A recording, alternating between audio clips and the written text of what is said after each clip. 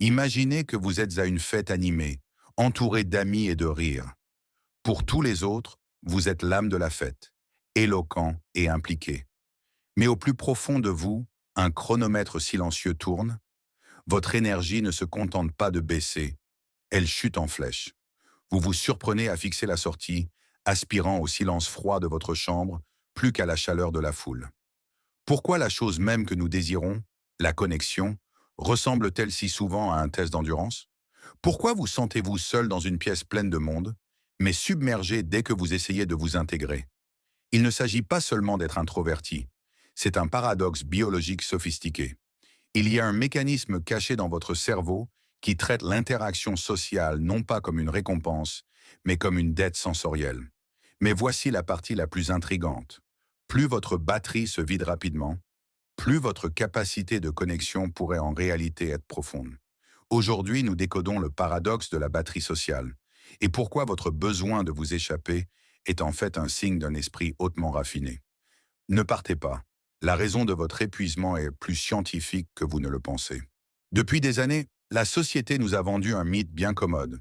Si vous annulez régulièrement des plans ou quittez des soirées tôt, vous êtes rapidement étiqueté comme antisocial, distant ou simplement un introverti lunatique qui n'aime pas les gens. Vous avez peut-être même commencé à le croire vous-même, portant la lourde culpabilité d'être un mauvais ami. Mais inversons complètement cette hypothèse. La vérité est que vous ne détestez pas la connexion humaine. Votre système nerveux est simplement surstimulé par elle. En 2016, le psychologue Colin de Jong a introduit la théorie des 5 grands cybernétiques, cartographiant exactement comment nos cerveaux traitent les récompenses sociales. La recherche de De Jong a révélé un paradoxe fascinant. Les cerveaux introvertis ou très sensibles désirent un engagement social profond et significatif avec autant d'intensité que les extravertis. Cependant, le système de récompense dopaminergique de votre cerveau fonctionne avec une bande passante beaucoup plus stricte. Lorsqu'il est exposé aux données chaotiques d'une foule, plusieurs voix, des humeurs changeantes et de la petite conversation forcée, votre système atteint sa capacité maximale. Il déclenche immédiatement un arrêt d'urgence pour vous protéger de la surcharge sensorielle. Vous n'êtes pas antisocial. Vous protégez farouchement votre équilibre intérieur. Mais que se passe-t-il exactement lorsque vous atteignez cette limite invisible? Décomposons les 3 signes cachés que votre batterie sociale est en train de mourir en silence, en commençant par un paradoxe comportemental qui pourrait vous surprendre. Caractéristique 1. La malédiction de l'introverti, extraverti. Vous arrivez à un rassemblement et illuminez immédiatement la pièce. Vous êtes éloquent, drôle et profondément engagé. Les gens sont naturellement attirés par votre énergie. Mais cette démonstration charismatique est une bombe à retardement. En 1 heure ou 2, un épuisement soudain et intense vous submerge. Vous passez du centre de l'attention à vouloir désespérément disparaître en arrière-plan. La plupart des gens supposent que vous êtes simplement lunatique, incohérent ou soudainement ennuyé par leur compagnie. Cependant, la science appelle cela le masquage social. Selon une recherche du docteur Brian Little, 2014, sur la théorie des traits libres, les individus très sensibles ou introvertis peuvent agir avec succès comme des extravertis pour se connecter avec leurs proches ou atteindre des objectifs personnels. Mais cette performance physiologique exige d'immenses ressources cognitives.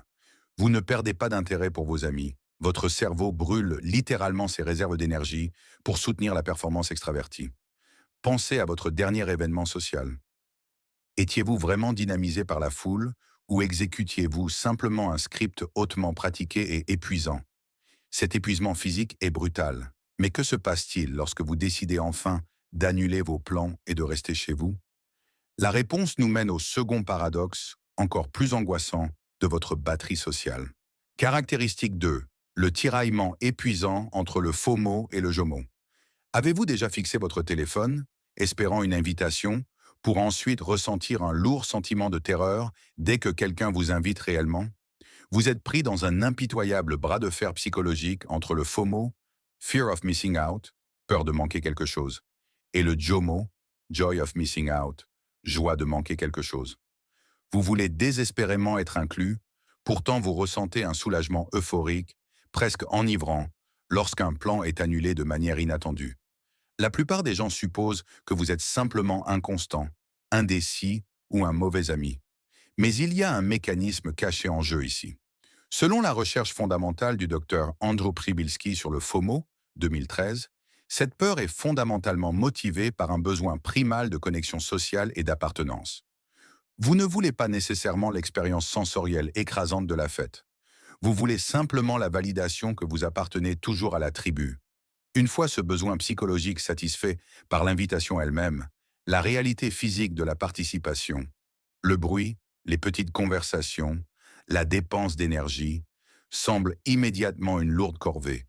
Combien de fois avez-vous dit oui avec enthousiasme à un dîner du vendredi soir, pour ensuite passer tout l'après-midi à prier pour un orage afin de ne pas avoir à y aller? Ces montagnes russes émotionnelles constantes sont complètement épuisantes, vous poussant inévitablement à vous isoler. Mais la façon dont vous vous comportez lorsque vous obtenez enfin ce temps seul et isolé révèle le troisième et le plus profond des paradoxes. Caractéristique 3. Le paradoxe de l'isolement. Mourir de faim dans votre propre havre de paix. Lorsque votre batterie sociale est complètement à plat, votre instinct immédiat est le retrait total. Vous vous réfugiez dans votre chambre, verrouillez la porte et mettez votre téléphone en mode « ne pas déranger ». Vous avez enfin le silence que vous désiriez désespérément. Mais voici le paradoxe le plus douloureux de tous. Au sein de cette sécurité isolée, un profond sentiment de solitude commence à s'installer. Vous ne voulez pas retourner à la fête bruyante, mais vous ne voulez pas non plus vous sentir complètement seul. Avez-vous déjà éteint votre téléphone pour échapper au bruit, seulement pour espérer secrètement que quelqu'un, quelque part, remarque votre absence?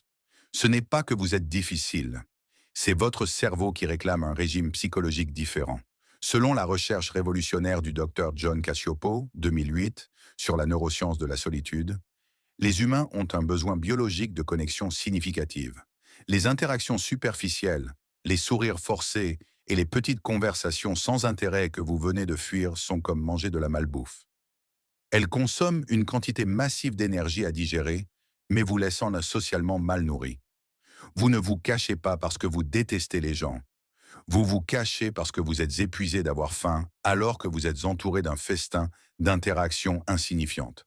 Mais pourquoi votre cerveau traite-t-il ces situations sociales quotidiennes si intensément en premier lieu? La réponse n'est pas un défaut de caractère. Elle est littéralement câblée dans l'architecture la plus profonde de votre système nerveux. Pourquoi votre batterie sociale se vide-t-elle si violemment alors que d'autres semblent se recharger sans fin? La réponse n'est pas un défaut de caractère. Elle est profondément enracinée dans votre biologie et, dans de nombreux cas, dans votre environnement d'enfance précoce. En 1997, le docteur Helen Aron a introduit le concept révolutionnaire de sensibilité du traitement sensoriel, STS. Selon ses recherches, environ 20% de la population naît avec un système nerveux hyperréactif. L'amygdale de votre cerveau, le centre de traitement émotionnel, ne se contente pas d'observer les interactions sociales. Elle les absorbe comme une éponge de haute puissance. Alors qu'un cerveau typique filtre naturellement les bruits de fond, les expressions faciales subtiles et les tons de voix changeants, votre cerveau traite chaque micro-détail simultanément. Cet afflux massif de données émotionnelles et sensorielles surcharge votre système dopaminergique, entraînant un arrêt neurologique soudain et protecteur. Vous n'êtes pas antisocial. Votre cerveau exécute simplement un protocole d'autopréservation contre l'inondation sensorielle. Mais la biologie n'est que la moitié de l'histoire. L'autre moitié pourrait être cachée dans vos plus anciens souvenirs. Pour beaucoup, une batterie sociale qui se vide rapidement est en fait un mécanisme de survie profondément ancré, provenant de l'enfance.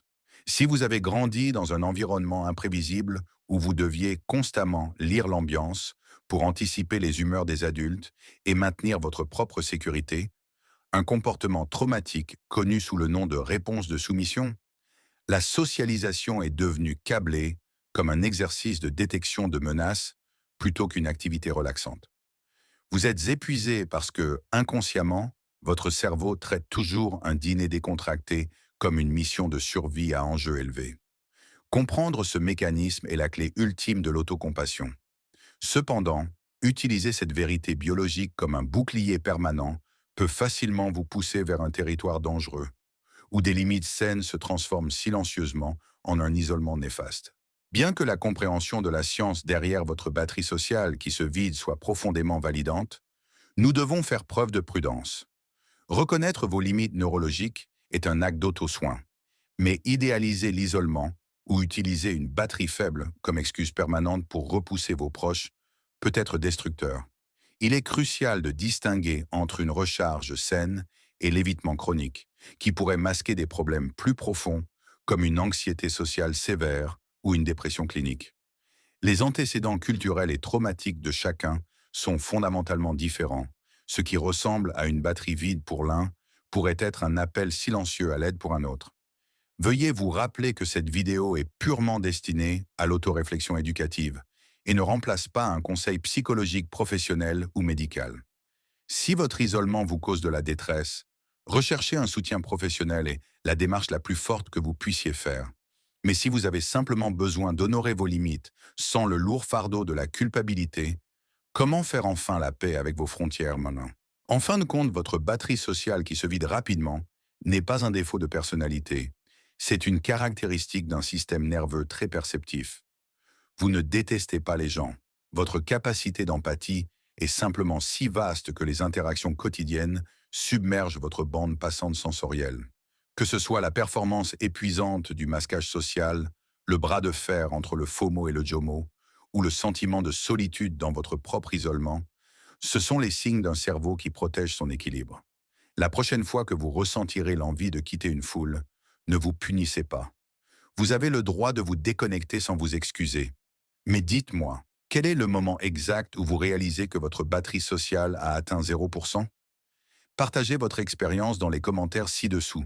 Si cela vous a parlé, veuillez aimer, vous abonner et le partager avec quelqu'un qui a besoin de ce rappel.